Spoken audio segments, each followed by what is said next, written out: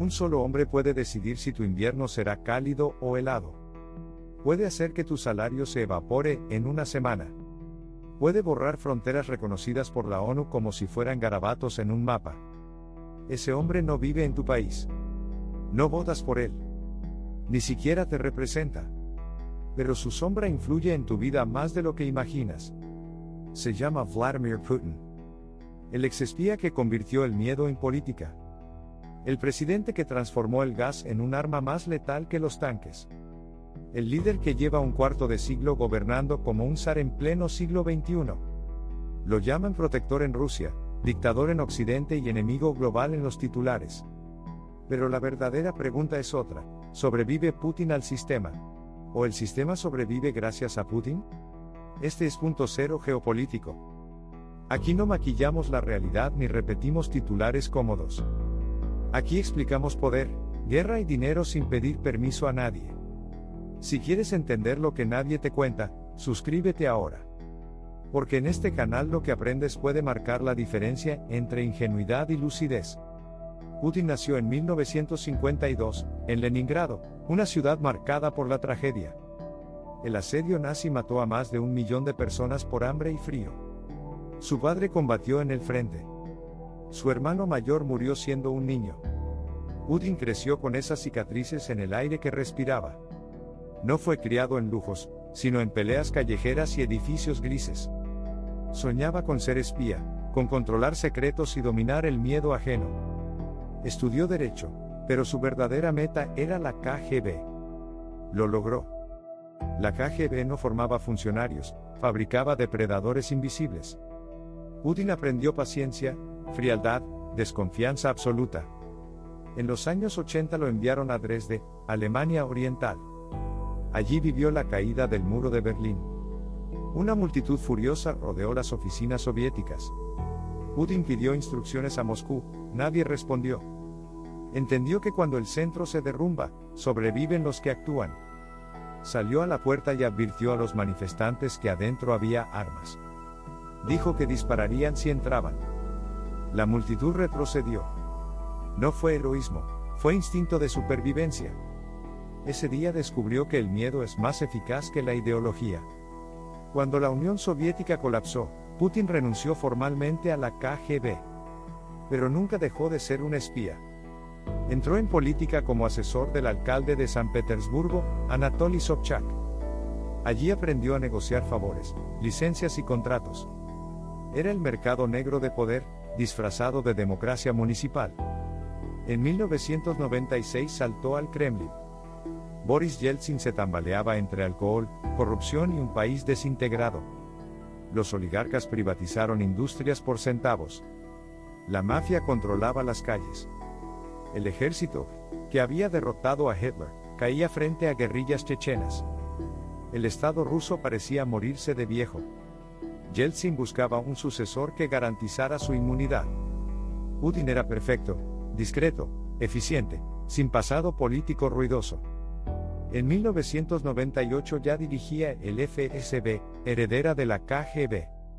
En 1999 fue nombrado primer ministro. Ese año, bombas explotaron en edificios residenciales. Centenares de muertos, miedo en todo el país. El gobierno acusó a rebeldes chechenos. Putin respondió con una guerra brutal. La televisión mostró sus discursos, duros, agresivos, firmes. Su popularidad se disparó. En diciembre, Yeltsin renunció. Putin fue nombrado presidente interino con solo 47 años. En 3 meses pasó de desconocido a zar moderno. Ganó las elecciones de 2000 con mayoría absoluta. Había nacido el nuevo rostro de Rusia. Putin entendió que el pueblo quería una cosa, seguridad. Y que estaba dispuesto a pagar por ella con libertad. Chechenia fue arrasada con bombardeos indiscriminados. En 2002, terroristas tomaron un teatro en Moscú. Las fuerzas especiales usaron gas tóxico. Murieron 132 rehenes. En 2004, terroristas atacaron una escuela en Beslan. 334 muertos, la mitad niños. La televisión mostró cadáveres de pequeños en el gimnasio escolar. La sociedad entera aceptó más control estatal. El mensaje quedó claro: libertad mata, seguridad salva. Occidente, mientras tanto, veía en Putin un socio útil. Tras el 11S, fue el primer presidente en llamar a George W. Bush. Ofreció cooperación contra el terrorismo islámico. Abrió bases militares soviéticas a Estados Unidos. En 2001 habló en alemán en el Bundestag. Fue aplaudido de pie por los diputados alemanes. El petróleo subía, Rusia crecía, Europa confiaba. Alemania y Francia cerraban contratos de gas. Occidente creyó que el capitalismo domesticaría al oso ruso. Pero Putin jugaba otro partido. Si este repaso de los orígenes de Putin te remueve, deja tu like ahora. Así YouTube no entierra lo que de verdad importa.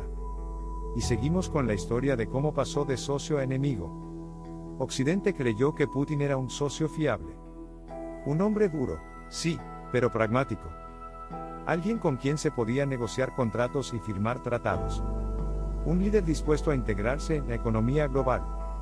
Pero Putin nunca quiso ser socio. Quiso ser árbitro. Y cuando se cansó de esperar, se convirtió en adversario. En 2004, la OTAN sumó 7 países de Europa del Este. 3 habían sido parte de la Unión Soviética. En Moscú sonó como un disparo en la oreja de un oso dormido. Putin lo interpretó como una traición. Occidente hablaba de expansión de la libertad. Él lo llamaba asedio. En 2007, en la conferencia de Múnich, Putin dejó de fingir. Acusó a Estados Unidos de querer dominar el mundo. Denunció el doble rasero de las democracias occidentales. Advirtió que Rusia no aceptaría un orden unipolar. El aplauso fue frío. Occidente acababa de escuchar su declaración de guerra ideológica. Un año después, llegó la prueba. Georgia se acercaba a la OTAN. Putin movió tropas en Osetia del Sur. 5 días bastaron para humillar al ejército georgiano. Rusia ganó territorio, influencia y respeto a golpe de artillería. El mensaje fue brutal: si tocas mi frontera, respondo con tanques. Pero Putin sabía que los tanques no eran suficientes. La verdadera arma estaba bajo tierra. Gas y petróleo, tesoros más poderosos que los misiles. Europa entera dependía de ellos. El 40% del gas europeo venía de Rusia. Alemania, la locomotora del continente, se había encadenado a Nord Stream. Italia, Hungría, Francia, todos querían energía barata. Y Putin les vendía energía a cambio de silencio político. Cada metro cúbico de gas era un proyectil invisible. Cada invierno frío era un chantaje velado. Occidente se creía dueño de la globalización. Pero dependía del Kremlin para encender la calefacción. La energía barata anestesiaba conciencias. Y Putin lo sabía. En 2014, la tensión estalló en Ucrania. Las protestas del Maidán derrocaron a Viktor Yanukovych, un presidente prorruso. Kiev giró hacia Europa. Putin respondió con soldados sin insignias. Tomaron Crimea en días. Organizó un referéndum express bajo ocupación militar. El resultado: anexión inmediata a Rusia. Occidente protestó. La ONU lo declaró ilegal. ¿Resultado práctico? Crimea sigue en manos rusas. En el este de Ucrania, estalló la guerra del Donbass. Grupos separatistas apoyados por Moscú tomaron ciudades enteras. Kiev resistió, pero el conflicto se congeló. Una herida abierta que Putin podía usar cuando quisiera. Crimea demostró que el mundo podía indignarse, pero no actuar. Sanciones, discursos, cumbres diplomáticas. Nada cambió. Putin aprendió otra lección: los mapas se redibujan a cañonazos, no a declaraciones. Y mientras tanto, Europa seguía pagando gas ruso. Occidente condenaba con palabras. Putin cobraba en euros y rublos. El negocio era más fuerte que la moral. El zar moderno había encontrado la fórmula: usar el miedo dentro de Rusia y la energía fuera de Rusia. Un doble filo que le daba estabilidad interna y poder global. La oposición interna era silenciada. Los contratos energéticos compraban el silencio externo. El tablero mundial volvía a girar alrededor del Kremlin. Si esta radiografía del giro de Putin te impacta, suscríbete ahora mismo. Así no te pierdes la próxima parte de la historia, la transformación de la guerra en su herramienta favorita y la consolidación de su poder absoluto.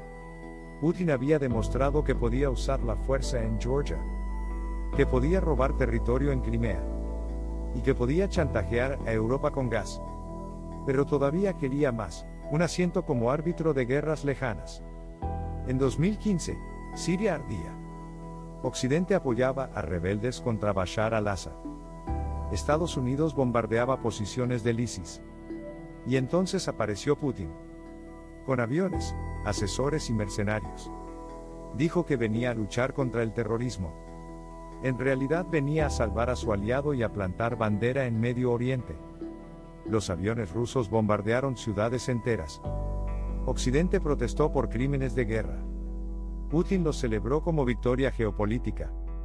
Por primera vez desde la Guerra Fría, Rusia decidía el futuro de Oriente Medio. El mensaje era claro: si quieres resolver una guerra, necesitas a Moscú en la mesa. Sin Rusia no hay paz. Putin había devuelto a su país al centro del tablero mundial. Mientras tanto, dentro de Rusia, el poder se volvió vertical y absoluto. La oposición real desapareció. Periodistas críticos fueron perseguidos. Medios independientes cerrados. Manifestaciones reprimidas con violencia. El caso más simbólico fue Alexei Navalny. Denunció la corrupción de los oligarcas y del Kremlin. Sobrevivió a un envenenamiento con Novichok. Regresó a Rusia y fue encarcelado. Años después murió en prisión, oficialmente por causas naturales. Nadie en Rusia creyó esa versión. En Occidente lo señalaron como asesinato político.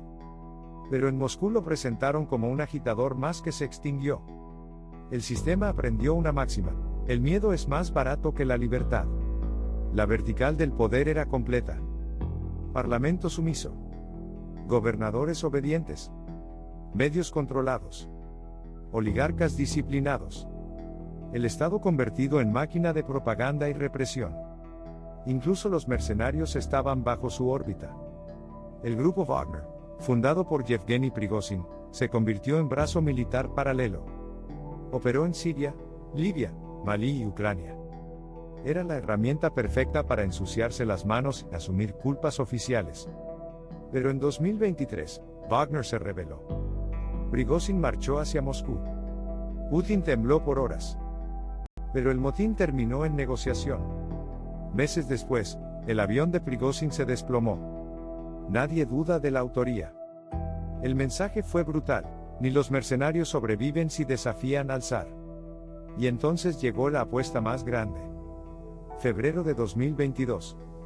Putin anuncia una operación militar especial en Ucrania. En realidad era una invasión a gran escala. 150.000 soldados cruzaron la frontera.